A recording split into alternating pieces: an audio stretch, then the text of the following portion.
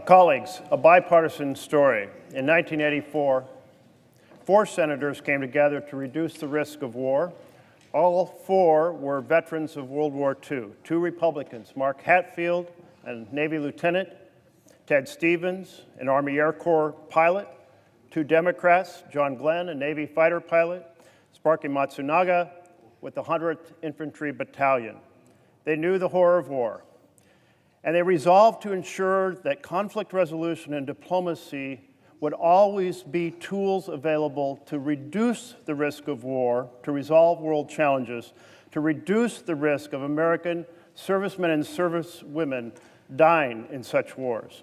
So they created the U.S. Institute of Peace. It was signed into law by President Reagan.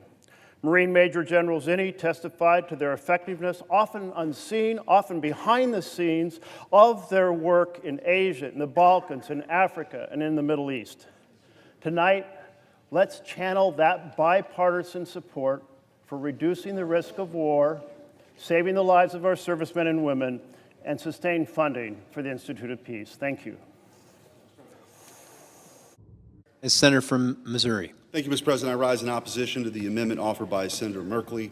The Trump administration has been very clear and has directed that the non-statutory components and functions of the U.S. Institute for Peace shall be eliminated to remain consistent with applicable law. The Institute for Peace, although it has a great-sounding name, has violated this order and gone well beyond their statutory authority on a number of fronts, and I'll just mention one of them, including funding projects at the University of Denver for escaping the ethnic trap of deeply divided societies. The list could go on and on. We don't have the time to do it. But this agency has exceeded its mandate and has become nothing more at this point, or in many ways, a think tank that peddles radical left ideology, violated the trust of the American people. Part of our charge tonight is to help restore that trust. And with that charge in mind, Mr. President, I urge my colleagues to vote no on this amendment.